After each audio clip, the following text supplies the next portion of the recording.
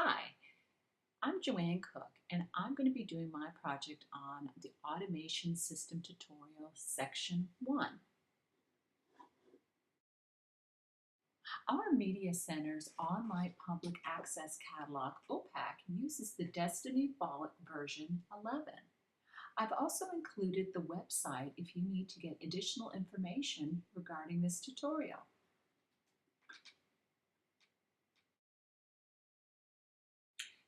I'll be looking at Section 1, and the things I'll be looking at are setting up patron types, creating, importing patron records, updating, deleting patron records, assigning patron number, reserving materials online, as well as doing interlibrary loan with the automation system Destiny.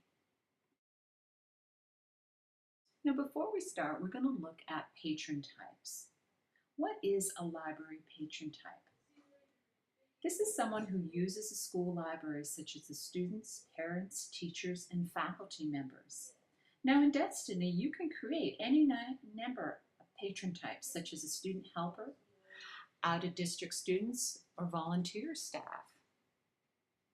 Now patron types are classification of patrons that allow you to set up different loan policies for different types of patrons. You can also limit reports and notices by the patron type. Now, as Destiny maintains circulation statistics, which are based on the patron type. In most cases, patrons must have a current ID, and in some cases, they must have an additional barcode. And this is in order to use the services of the library. Now, you can group patron types such as students and teachers, and patron types are often associated with your circulation policy. Now, it is important to note that you can set up patron types in both Destiny Library Manager as well as Destiny Textbook Manager. Of course, if both products are installed, the setup is shared. But in this tutorial, I'm going to be focusing mainly on Library Destiny Manager. Now here I've clicked on our school website's homepage. In order to access Destiny, you must log in as the site administrator. So on the top right-hand corner, this is the login button where you will log in with your username as well as password. Now once signed in, you must go to the Back Office tab and then click on Library Policies. This will take you to your page Patron Types. Here you can group patron types such as students and teachers. And remember, patron types are associated with your circulation policies. Now on this screen, this is where you can set up patron types. Here you will see all existing patron types set up in the Media Center. For example, the faculty and students. You have the option of setting up a new patron by clicking on a button called Patron Type. Upon clicking it, you will have the ability to click on the patron bar and create a new patron type by giving it a name and determining the policies for checkout, fines, times you can check out materials. Now Destiny also has a default information that you can use, or just you can put your own input of information into the different sections. Now after the information is put in, make sure you hit the Save button located at the bottom of the screen, and that will ensure that the changes have been made. Now once the patron is set, then you can add new patron records and the circulation policies will be in effect. Now we're going to next look at creating a new patron record. You need to stay in Back Office at the top of the screen and then click on Manage Patron button, which is on the left-hand side. Here you'll be able to add new patron by clicking on Add New Patron button that's located on the right-hand side. Now there are two very important areas on the screen that must be filled in, and those are your last name as well as your barcode or district ID. Now, those are highlighted with the asterisk or the star on the left-hand side to ensure that you know that these areas are very important to fill out. Now, once again, once you put this information in, make sure you press the Save button at the bottom of the screen. Now, in our school, we use a student program called Infinite Campus. Now, a lot of the time, this automatically enters information into our Destiny system, especially as new students enter or existing students withdraw from school. Now, each night, Infinite Campus updates its records and it uses this in conjunction with our Destiny Library Manager. So oftentimes the teachers, or excuse me, the media specialists don't need to input any of the information because it's already done for us. However, I'm going to look at updating and deleting student patron records, and this, of course, can be done at the school level. The next slide I'm going to look at is updating your patron. Now, once again, you're going to remain in back office, but you're going to go to the next section on the left-hand side, which is updating patron. Now, here you can update patrons based on the individual patron. Now, when you want to change one or more fields in a few individual patron records, use Update. It lets you change or clear up to 3 fields at once for individual patrons. You determine the change to be made and then identify the individual patrons by clicking or scanning their barcode in the bottom right. Now, this is going to save you time you'd otherwise spend editing on each individual record. So first, update the tab of the Update Patrons in the back office as mentioned. From the Based on List, select Individual Patron. From the first list, select a field to update. Now here you have choices of patron type, county use 1, advisor, user defined 3, user defined 4, user defined 5, graduation year, grade level, homeroom, card expiration date, patron status, and access level. Enter or select new contents of the field in the adjacent box that appears. To clear a field, leave the To box empty.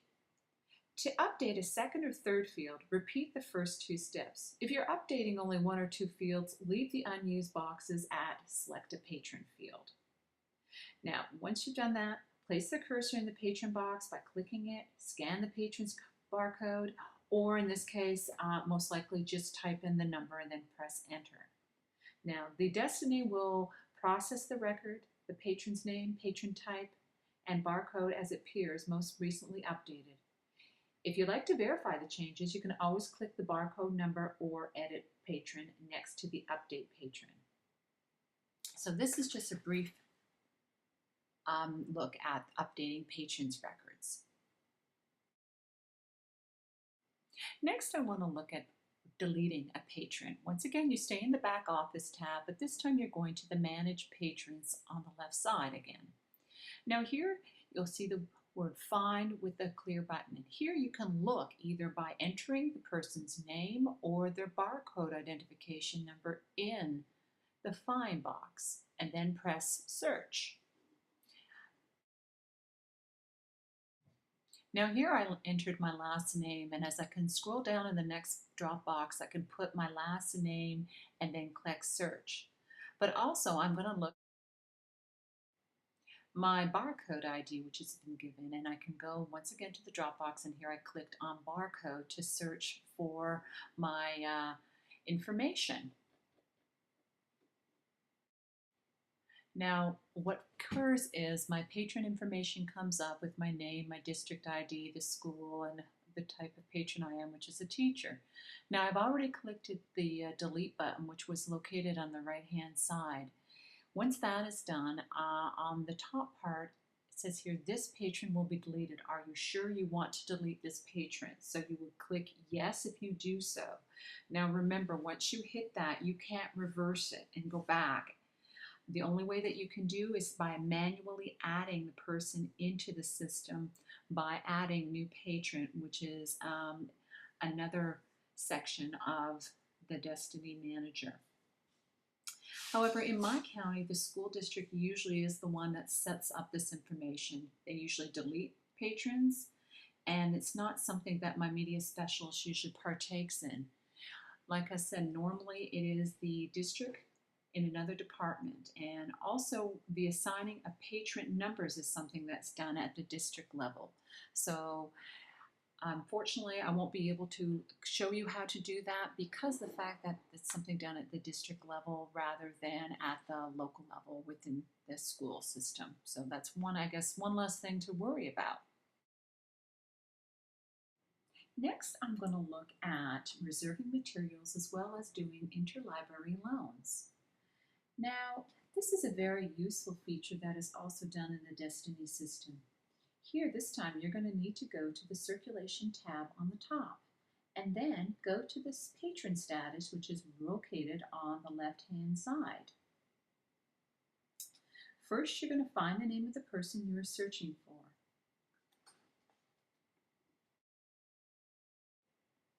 In this case, I entered my last name, and then I pressed the Go button. You might be taken to this screen here where you can scroll down and look for your name.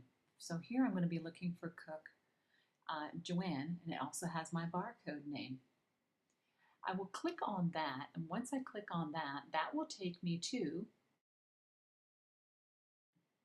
my information. And here you'll see my name, teacher, my status is active, and all the information. So what you're going to have to do next is kind of scroll down a little bit to the midsection of. Now here you're going to see the add hold button. What you're going to do is click on the add hold button and then search for various materials. Now I typed in, find a title, I've typed in The Diary of a Wimpy Kid, and I'm looking in my library. So then I'll press my Go button, and that will take me to the books that are available within my library. Now here I have the option of requesting a book, and I'm able to either request it as soon as possible, or else I can request a specific date. So what I can do is go to my drop down button where it says as soon as possible and click down, reserve for a specific date. Once I click on that, it will take me to a next screen which will show me dates of for when I can check out this book. Now I'm looking at the October 2013, and it looks to me like it's not available for the month of October. So I'm kind of like, well, you know, I really would like to have this book. So rather than waiting, I want to see, perhaps it's going to be in another library within the school district. So once again, I'm going to cancel this and go back to my front page where I initially started my.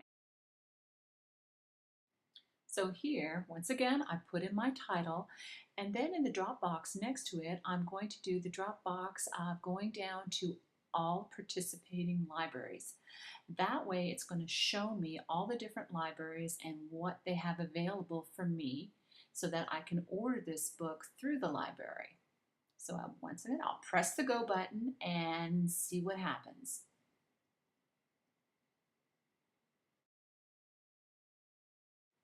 Now this screen pops up where it has a list of all the books that are available off-site at the different libraries that are located within our district.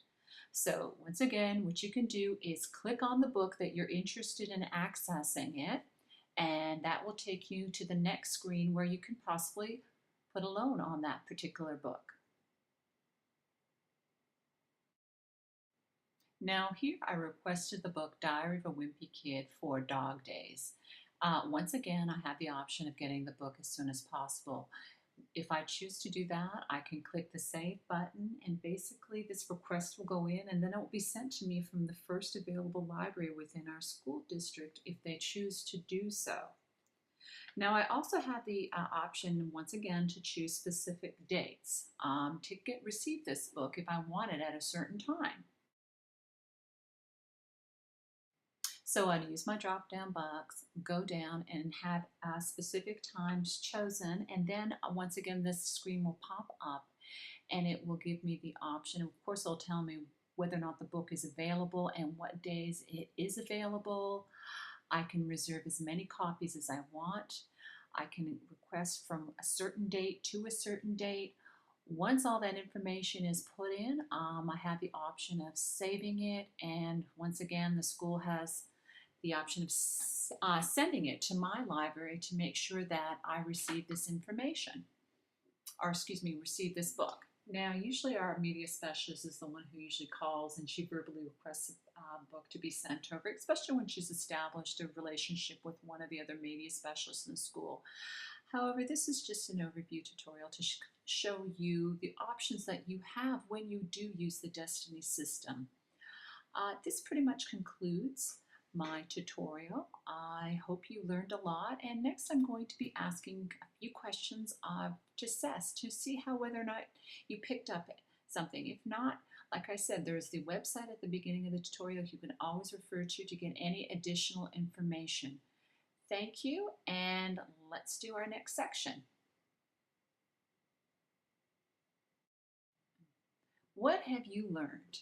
True or false?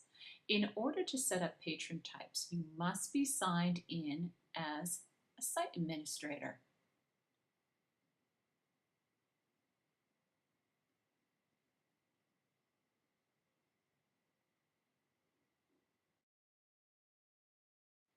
True.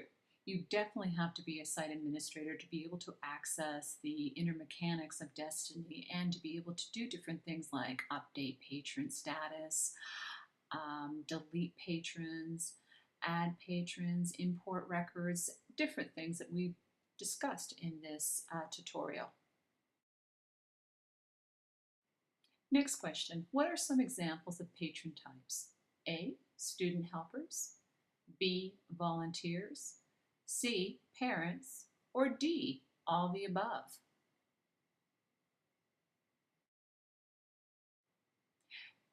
D, all the above. Patrons take place in various forms. They're the ones who use the services within the library. So you can assign patron types to parents, to other students who are within a district or outside a district, volunteers that come in and work in the library, as well as student helpers.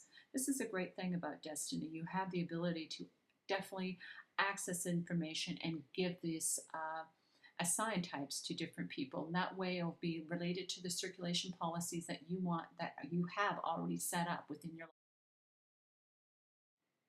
Next question, what are the two important areas that needed to be filled in to create a new patron? A, first and last name, B, name and birthday, C, last name and barcode, or D, your favorite book?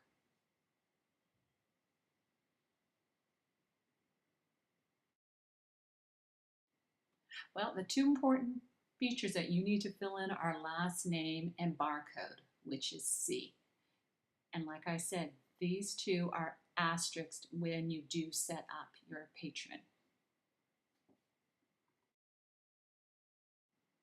Last question, yes or no? Once you delete a patron, is it possible to undelete them?